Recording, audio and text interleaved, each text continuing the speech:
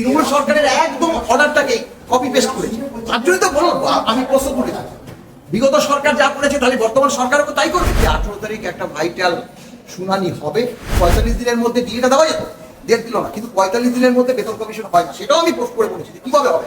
যারা ধরুন পেনশনার্স, তাদের কেএমসি এলাকা ভিত্তিক তারাও টাকা পাননি, গ্র্যান্টিনেন্টের কোনো উল্লেখ নেই, অনেকে লেখালেখি করছেন সোশ্যাল মাধ্যমে যে আমাদের ওষুধ কেনার অব্দি টাকা নেই, সরকার কি আমাদের দিকে তাকাবে না?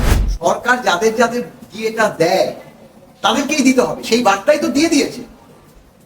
সেখানে একটা কারসাজি করে গ্যারান্টি রেট যে কর্মচারী তাদেরকে একটা বঞ্চিত করার প্রক্রিয়া শুরু করে। সরকার তো তাদেরকে বলেছে 85% দিয়ে আমরা দিতে পারবো 2028 সাল অব্দি, ব্যাপারটা যাবে। সেটা তো দিয়েছে, সেটা সেই ব্যাপারে হিন্দু মাত্র কমিটি কি পারমিশন তাদেরকে দিয়েছে? বলেছি এখানে 18% না 20% না 38%, মানে একটা বিচিত্র একটা অর্ডার বার করেছে, সেখানে 38 38 38 তিনবার সেখানে লিপিবদ্ধ আছে অর্ডারটা দিয়ে।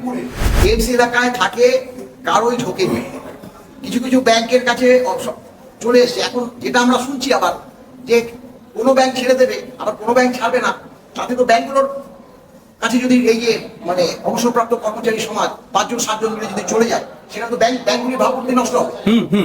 তার জন্য তারা যেটা শুনলাম আর কি, এগুলো শোনা কথা, যে তারা একসঙ্গে সবকটা ব্যাংক একসঙ্গে মেসেজ পাঠাবে। তো সেটা সেই সমন্বয় করতে কতক্ষণ সময় লাগে? যে ধরনের অর্ডার হয়েছে, সরকার যদি ডিএটা না দেয় সরকারের জেল। আজকে 60% সেন্ট্রাল গভর্নমেন্টে দিয়ে আমাদেরও 60% দিয়ে তারপরে বেতন কমিশন করতে হবে। অতএব স্বাভাবিকভাবে যে all India consumer price index অনুসারে দিয়ে দিতে হবে, দিয়ে যারা পায় রোপা নিয়ম মেনে, কারণ রোপা আইন DA is a legally enforceable right, সেটা সর্বোচ্চ আদালতের রায়ে পরিষ্কার বলা আছে। তাহলে ডিএ তুমি যাদেরকে দাও তাদেরকে দিতেই হবে, তাতে গ্যারান্টি রেট যেমন করবে সরকারি কর্মচারীরা তো করবেই। আসল কথা হিন্দু মালত্রা কমিটি যে ধরনের অ্যাক্টিভিটিস আমাদের কিন্তু প্রথম থেকেই পছন্দ হয়নি। আমাদের তরফ থেকে ওনাকে 2-3বার চিঠি দিয়ে বলা হয়েছে যে আপনার রিপোর্টগুলো আমাদেরকে দিন, আপনারা কি বলতে চাইছেন, কারণ all India consumer price index অনুসারে কিন্তু আমরা ডিএটা পাচ্ছি না। সেই ব্যাপারটা বারবার বলাতেও কিন্তু হিন্দু মালত্রা কমিটি আমাদেরকে কোনো রিপোর্ট দেয়নি। আজকে ঠিক সেই প্রশ্নটাই উঠেছে, সেই পরিপ্রেক্ষিতেই বিস্তারিত আলোচনাটা হবে আগামী 18 তারিখ। বিস্তারিত কোনো আলোচনা হয়নি, মামলাটা উঠেছিল 18 তারিখ। আমাদের মনে হচ্ছে যে 18 তারিখ একটা ভাইটাল শুনানি হবে, কারণ মানে শোনা গেছে যে কারুল সাহেবের সামনে অবসর এই মাসেরই শেষের দিকে, তাই 18 তারিখের দিকেই আমাদের নজর রাখতাম। এছাড়া আর বিশেষ কিছু নেই। আমরা তো সিটি করে গিয়েছিলাম যে আজকে all India consumer price index অনুসারে যে ডিএটা পাচ্ছি না, সেটা গ্যারান্টি এইডের বক্তব্যটাও আমরা এখানে আজকে সাবমিট করার জন্য বলেছিলাম বিকাশ বাবুকে। বিকাশ বাবু অবশ্যই বলেছে, সেই ব্যাপারটাও বলেছে। এখন 18 তারিখ দেখা যাক কি হয়। এই বিষয়টা নিয়ে বিকাশ বাবুর কি বক্তব্য যদি একটু ছোট্ট করে বলা যাবে? বিকাশ বাবু তো যেটা এতে তো বলার মতো পজিশন ছিল না।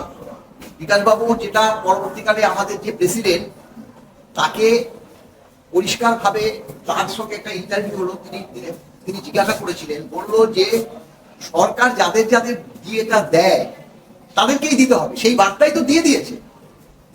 সেখানে একটা কারসাজি করে গ্যারান্টি রেট যে কর্মচারী তাদেরকে একটা বঞ্চিত করার প্রক্রিয়া শুরু করেছে।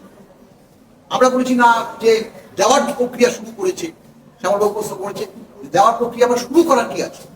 সরকারি কর্মচারীরা ডিএ পাচ্ছে, তাদের সঙ্গে তাদেরকেও তো দেবে। এটা নিয়ে বিস্তারিত আগামী 18 তারিখে আমি অবশ্যই বলবো। আজকে বলার সেই সুযোগ তো ছিল না, কারণ হিন্দু মালত্রার কমিটির উপর নির্ভর করছে অনেক বক্তব্য। কারণ গ্যারান্টি রেটের ব্যাপারটা তো হিন্দু মালত্রার কমিটিও তো নিশ্চয়ই সরকারকে জিজ্ঞাসা করেছে, সরকারও তো নিশ্চয়ই কিছু বলেছে। সরকার তো তাদেরকে বলেছে 85% দিয়ে আমরা দিতে পারবো 2028 সাল অব্দি, ব্যাপারটা যাবে। সেটা তো দিয়েছে, সেটা সেই ব্যাপারে হিন্দু মালত্রা কমিটি কি পারমিশন তাদেরকে দিয়েছে? সেই বক্তব্যটা আসবে যে 100% দিয়ে না দিয়ে 85% দেবে, তাহলে 15% আমাদের দিকে সরকার মানে বাদ দিতে পারে, বঞ্চিত করতে চাইছে। সরকারের এতই প্রভাব, এইসব প্রশ্নগুলো আসবে। সেই কারণেই বলেছি হিন্দু মালত্রা কমিটির যে ভূমিকা আমরা ভালো চোখে দেখছি।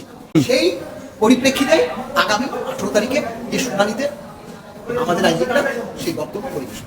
স্যার, আমার একটা প্রশ্ন মাথায় আসছে, 38% ডিএ এইভাবে কোট অ্যান্ড কোট বলা হচ্ছে যে দেওয়া হবে, এটা কতটা 38%, মানে ক্যালকুলেশনটা কি যদি একটু ক্লিয়ার করেন। ক্যালকুলেশনটা কি 38%? এই ব্যাপারটা আমি পোস্ট করেছি। তা বিজেপি ভক্ত যারা তারা একটা ক্রিটিসাইজ করেছে যে আমি বলেছি এখানে 18% না 20% না 38%। মানে একটা বিচিত্র একটা অর্ডার বার করেছে, সেখানে 38 তিনবার সেখানে লিপিবদ্ধ আছে অর্ডারটা নিয়ে, কিন্তু 18% আমরা বর্তমানে আজও পাচ্ছি সেটা নেই।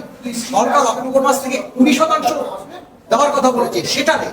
কিন্তু 18 সঙ্গে 20 যোগ হয়ে যে 38 হয়েছে সেটা কিন্তু তারা বারবার বলছে।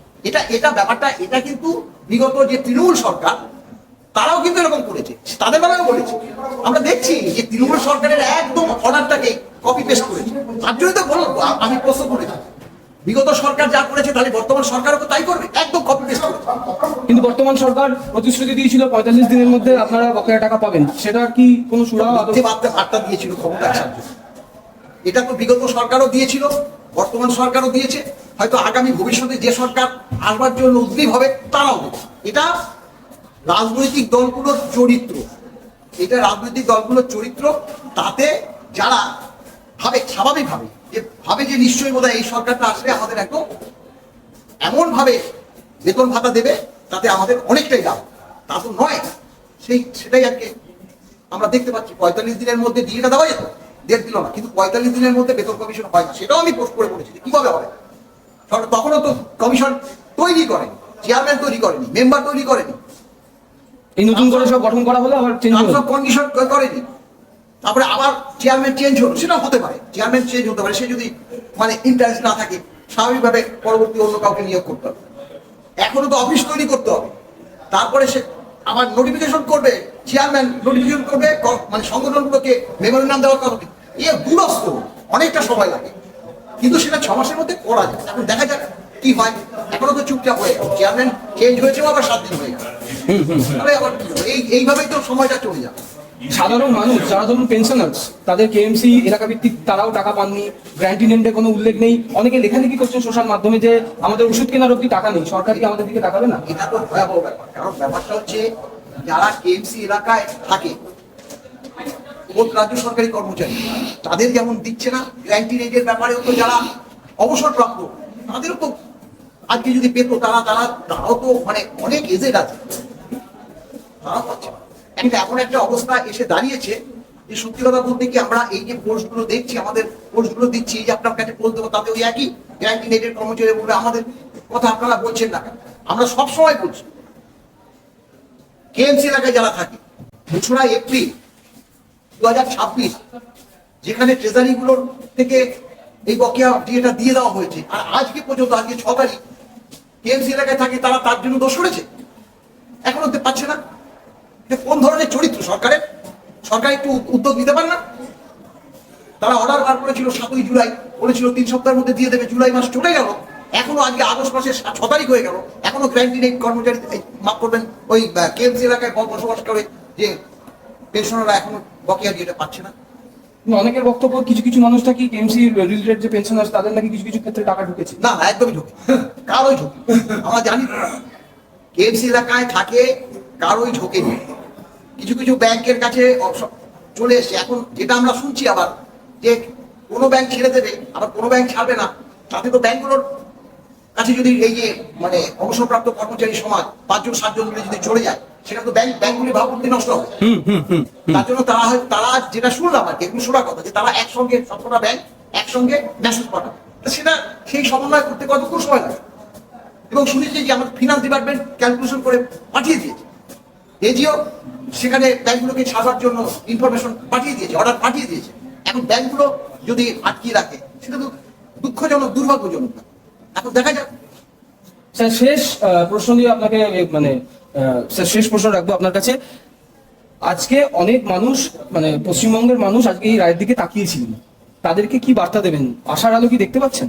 দেখুন, আজকে বিকাশবাবু তো বললেন যে ধরনের অর্ডার হয়েছে, সরকার যদি ডিএটা না দেয় সরকারের চেক, কারণ ডিএ দিতেই হবে, ডিএ পরিষ্কার দিতে হবে, all India consumer price index অনুসারে ডিএ দিতে হবে। রাজ্য কোনো সময়ও এই সিপিআই তৈরি করতে পারে না, রাজ্য তৈরি করে সরকারি কর্মচারীদের দেবে, এতদিন তো দেয়নি। এতদিন তো all India consumer price index অনুসারেই দিয়েছে। বলেছে আপনারা পাচ্ছিলেন না বলেই তো মামলা করেছেন, কিন্তু রেশিওটা তো ছিল একই। অবশ্যই, কারণ এর আগে 125 আমাদের যখন মামলা হয়েছে, 125 আমাদেরও দিয়ে, সেন্ট্রাল গভর্নমেন্টেরও দিয়ে। আজকে 60% সেন্ট্রাল গভর্নমেন্টের দিয়ে, আমাদেরও 60% দিয়ে তারপরে বেতন কমিশন করতে হবে।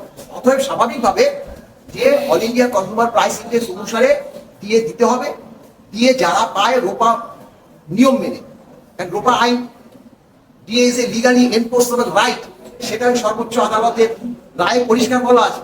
তাহলে ডিএ তুমি যাদেরকে দাও তাদেরকে দিতেই হবে, তাতে গ্র্যান্টিনের যেমন করবে, সরকারি কর্মচারীরা তো করবেই।